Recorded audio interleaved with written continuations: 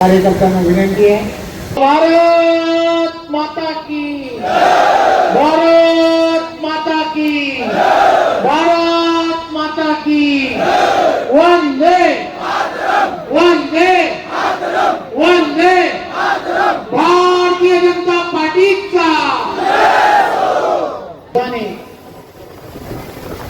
ज्यांनी हा कार्यक्रम या ठिकाणी आयोजित केला, मला वाटतं की 6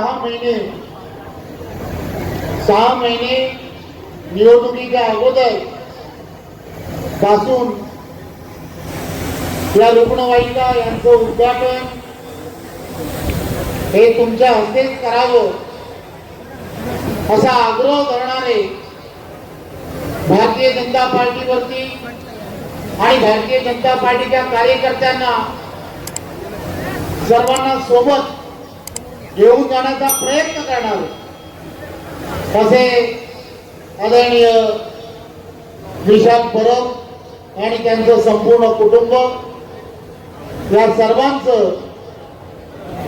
भारतीय जनता पार्टीचा एक सेवाभावी वृत्तीने काम करणारा असा कार्यकर्ता म्हणून आणि त्या पावलावरती त्याच पद्धतीने या शहराने, या शहरातील या तरुणाने जे पाऊल उचललं त्याबद्दल मी भारतीय जनता पार्टी महाराष्ट्र प्रदेशाच्या वतीने त्यांचं मनपूर्वक धन्यवाद देतो। एक सेवाभावी उपक्रम आपण आपल्या आयुष्यामध्ये सुरू करावा असा वारंवार आग्रह ठेवला।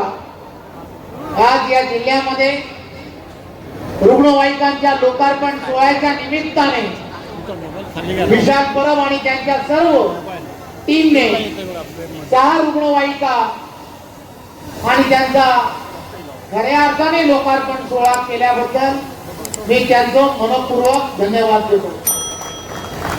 या शहराला, या सावंतवाडी आणि त्याचबरोबर सिंधुदुर्गामध्ये आरोग्याची सेवा ही बळकट झाली पाहिजे, यासाठी काय काय करता येऊ शकतं आणि म्हणून शासकीय मेडिकल कॉलेजेस असतील, या ठिकाणी असणाऱ्या डॉक्टरांचे अभाव असेल, या सगळ्या गोष्टी पूर्णत्वाच्या दिशेने नेण्याच्या दृष्टिकोनातून पालकमंत्री झाल्यानंतर 10 ते 12 PSC सेंटर यामध्ये टेलिमेडिसिनच्या माध्यमातून कामाला सुरुवात केली आहे।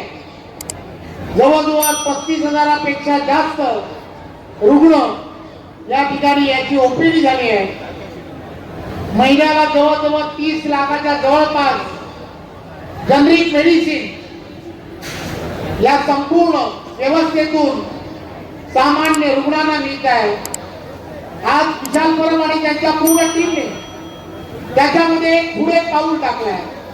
या रुग्णवाहिका या खऱ्या अर्थाने सिंधुदुर्ग वासियांसाठी सर्वात मोठी आरोग्याच्या सेवेमध्ये, रुग्ण सेवेमधलं सर्वात मोठं पाऊल असेल असं मला वाटतं।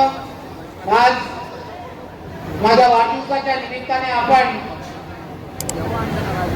माझ्या अभिष्ट चिंतन जे केलं त्याबद्दल सुद्धा सर्व माता भगिनींचं मी मनपूर्वक धन्यवाद देतो। महाराष्ट्राचे मुख्यमंत्री आदरणीय एकनाथराव शिंदेजी, आमचे सर्वांचे नेते आदरणीय देवेंद्रजी आणि अजितदादा, या तिघांच्या नेतृत्वातलं सरकार हे माता भगिनींना मोठ्या प्रमाणामध्ये लाडकी बहीण असेल या माध्यमातून योगदान देण्याचं काम करत आहे। याचबरोबर प्रत्येक गृहिणीला आवश्यक असणारं अन्नपूर्णा योजनेच्या माध्यमातून त्यांना गॅस वितरणाची व्यवस्था करत आहे। त्यामुळे हे सरकार हे सामान्य माणसांचं सरकार आहे आणि या सामान्य माणसांच्या सरकारला आपण सर्वांनी असेच आशीर्वाद द्यावे एवढीच विनंती करतो। धन्यवाद। जय हिंद, जय महाराष्ट्र।